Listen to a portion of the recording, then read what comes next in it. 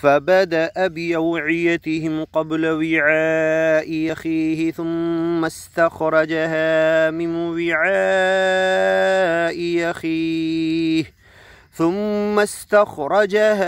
وعاء أخيه كذلك كدنا ليوسف ما كان ليأخذ أخاه في دين الملك إلا أن يشاء الله نرفع درجات من نشاء وفوق كل ذي علم عليم. قالوا إن يسرق فقد سرق أخ له من قبل فأسرها يوسف في نفسه ولم يبدها لهم قال أنتم شر مكانا والله أعلم بما تصفون.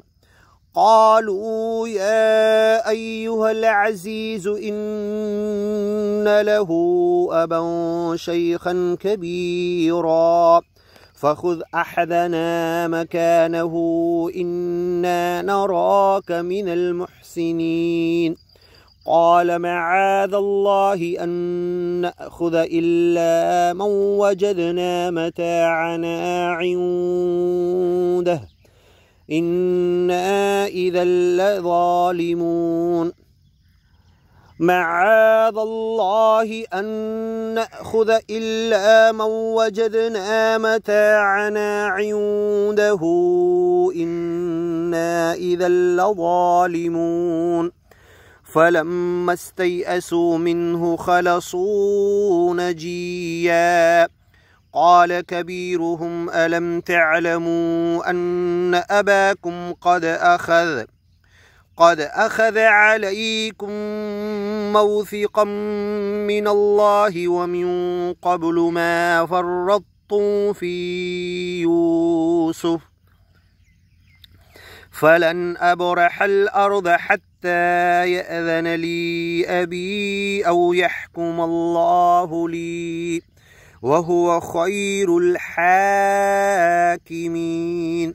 ارجعوا إلى أبيكم فقولوا يا أبانا إن ابنك سرق وما شهدنا إلا بما علمنا وما كنا للغيب حافظين. واسأل القرية التي كنا فيها والعير التي أقبلنا فيها وإنا لصادقون. قال بل سولت لكم أنفسكم أمرا فصبر جميل عسى الله أن يأتيني بهم جميعا إنه هو العليم الحكيم. وتولى عنهم وقال يا أسفا على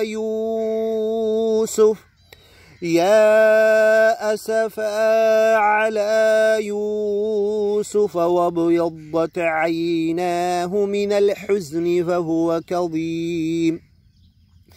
قالوا تالله تفتأ تذكر يوسف حتى تكون حرضا أو تكون من الهالكين.